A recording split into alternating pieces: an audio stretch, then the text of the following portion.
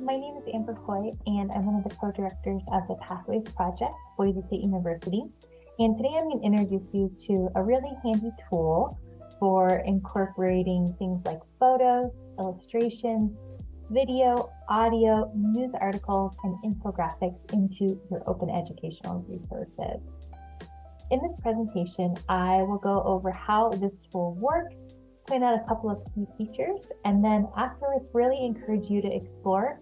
It's a self-paced presentation, and it's there to be a just-in-time sort of tool. So when you're out looking for these things, you can pull this tool up and it will help to guide you.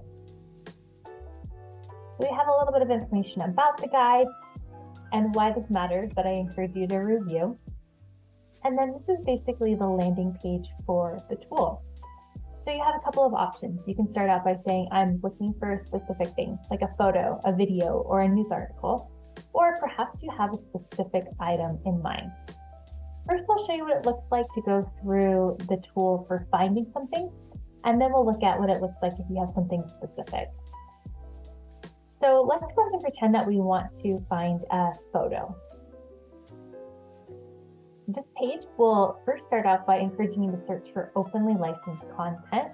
And we've given you 3 websites that are tried and true, that are really pretty large in terms of their offering, and are also, again, openly licensed. So you can see 3 examples here at the top of the screen. And then we also not only give you the 3 examples, but we also give you the information on attribution, which we'll talk about here in a moment. So all of the work that we are sharing with you in terms of the openly licensed material has a Creative Commons license. And if you're not familiar with Creative Commons, you might take a moment to review this video. There's also a really fantastic search engine that will only show you openly licensed content. Really cool. There's over 600 million creative works available. So do check that out if you get a chance. And then the Creative Commons licensing does require that you provide an attribution.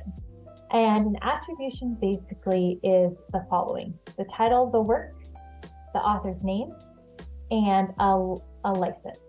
So here's an example. We have Red Bike Build Off Project by this particular author. And then it's licensed under a Creative Commons by 2.0 license. If you see this and you're like, what do all these different symbols mean? This next slide is for you.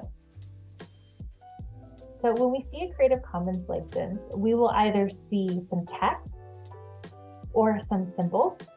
And this slide explains what those symbols mean and what the implications are for you as the user. It also explains this newer type of license, which is a CC0, and these are things that are in the public domain. And while you're not required to give attribution, we still really encourage you to do so to model best practices with your students. Okay. Last but not least, there is a little bit of information with designing with diversity and inclusion in mind. And we have a really wonderful free resource that you can go into and find maybe 15, 20 different sites that have openly licensed photos, illustrations, icons that are not only professional, but offer some really inclusive options as well. Okay. And then if for some reason the tools that we provided don't result in a photo, for example, in this case, we would invite you to visit the slide to help find something without an open license. So I'm going to go ahead and go back home here though, so you can see. So you can repeat that same process for photos and illustrations, videos or audio, news articles or infographic, and the information is all a little bit different based on the thing that we are looking for. Now I want to introduce you to that I have a specific item in mind. And this might happen, right? We might be working on something, we might have a particular photo or an infographic or an article that we want to use. So let's go ahead and click on the blue button. And the first thing we want to do is decide, is this openly licensed? Okay, so we talked a little bit about Creative Commons in first portion, but when you are out on the web, you want to look for one of 2 things. you want to look for either some text that tells you that it's licensed, openly licensed, or those symbols that we also discussed as well. So sometimes you'll just see the symbols, and usually if you click on them, they'll bring up like the full license. But sometimes it is also just available as text. The text is usually quite nice though, because you can copy and paste that. If you don't see this underneath the picture, you might try looking at the bottom of a web page to see if there is licensing information available. Okay? And remember, in most cases, copyright is automatic. So if you are not seeing something like this that says it's openly licensed, it's best to assume that it is not openly licensed and ask for permission. So if you find out that something is openly licensed, you can click here and it'll take you back to the licensing information with Creative Commons. But if you find that something is not openly licensed, it doesn't mean that you can't use it, but we need to decide if your use qualifies for fair use. I've set this up so that if you are brand new to fair use, or really the first time you go through this presentation, you should go through and click yes, and it will walk you through what fair use is and give you an assignment example. After you've reviewed that and you're familiar with the formatting and how it works, from then on you can click on this no button and it'll take you directly to the fair use principles. Let's go ahead and click on yes. And the first thing we have here is a great short video to introduce you to some concepts like public domain, fair use, and really talk a little bit about copyright. There are a few instances though where you may use the whole work. You'll notice in this video they say that you can only use a small portion of the work. That's not necessarily true, but you have to be prepared to justify your decision, and we'll discuss that in the next slide. So this page will walk you through how we have set up the examples in this guide. First, we share a real assignment from a world language classroom, and then we'll show you the authentic artifact or material that we want to use. And these items are copyrighted. They are not openly licensed. Last, we will provide you with the reasoning for why this qualifies for fair use. And we'll introduce you to a set of questions that you can use with any material you find on the web to decide if it qualifies for fair use. So there's no magic 10%, 5%, things like that we often hear. Really what you need to do is just use these tools for each item, and then you'll be able to decide with confidence if it's something that qualifies for fair use. So first we have an example of an assignment. And you can see here, there's a pre-task, there's some questions that students would answer using the infographic, and then there's also a glossary. This is the artifact that we'd like to include, and it's from Pictoline. And once we have the assignment and we have the item that we want to use, the Pictoline infographic, we now need to decide the fair use principle that most closely matches how we plan to use the item. So there are 4 fair use principles: critique and commentary, taking something from an existing textbook or other pedagogical source, illustrating something with a tangible example, and last but not least, using something to provide an opportunity for learners to practice their skills and deepen their cultural insights. This one that we've circled here is the one that best applies. There certainly can sometimes be overlap between the 4 principles. Choose the one that you feel fits the best. Each principle has a set of questions to help us decide if our item qualifies for fair use. You should review the guiding questions and then answer them. You can pull out a piece of scratch paper, or you can just simply answer them in your head. That is fine, but you'll want to go through each of these and provide an answer.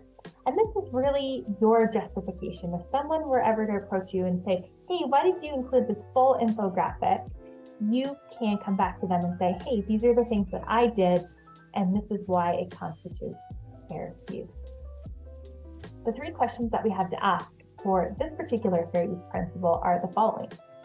Is the original purpose being transformed? And what we mean by transformed is, was this something that was originally for education, or excuse me, something that was not originally for education, something that was for entertainment, something that was for journalism, scientific literature, something that was not originally created for the classroom? Is the quantity that you selected appropriate? So an example that we often give, if there's a 30-minute video clip, do you need the full 30 minutes or would 5 minutes suffice? And in this particular example, are we including annotations, study questions, glossaries to help make the item accessible and available to students? Rather than just giving them something, are we providing some sort of instruction that goes along with the item? And you can see over here on the right-hand side, I've color-coded the answers. And we can see that the original intended use was entertainment, and now we're using it for an educational use, so we can check that one off. The quantity is appropriate because we're only selecting one infographic. We're not doing a whole bunch of infographics. So you could do that, but you would just need to talk about why you've made that choice. And then we are asking students to explain the story being told. So providing the full graphic is appropriate. If we were only to give them a portion, they wouldn't be able to answer that question. Last but not least, we are providing questions, a related pre-task, and also a glossary to help students understand the content. But there's that instructional layer that we provided to scaffold the material and help students be successful when they engage with the infographic. There's a recap here that you can read over. And once you've done so, you can click this blue button and it will take you to this main screen where you can view the 4 principles. There are examples and there are guiding questions. Let's take a look at one more guiding principle. So here we have the option, we will use it to make a critique or commentary. Let's first start by looking at the example. So again, you'll notice that this format is very similar. Here we have the assignment. We have the artifacts that we would like to use. And then we have our set of questions that we would answer. And so you would go through and answer these questions, and we've introduced one more layer with the tool. If you responded mostly yes, mostly no, and unsure, and this will guide you. So I responded mostly yes, will give me an answer saying that it most likely constitutes fair use, and there's an option to learn how to provide an attribution.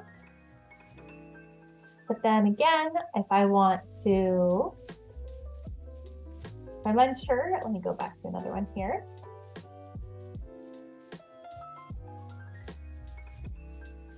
Go back to some guiding questions. I can click on no or unsure, and it will coach you through what you should do in each instance. We've also provided links to some very helpful resources like the Code of Best Practices and Fair Use for Open Educational Resources. And we encourage you to explore that tool. It will help you to make the decisions like we talked about today. And hopefully you find this tool to be useful.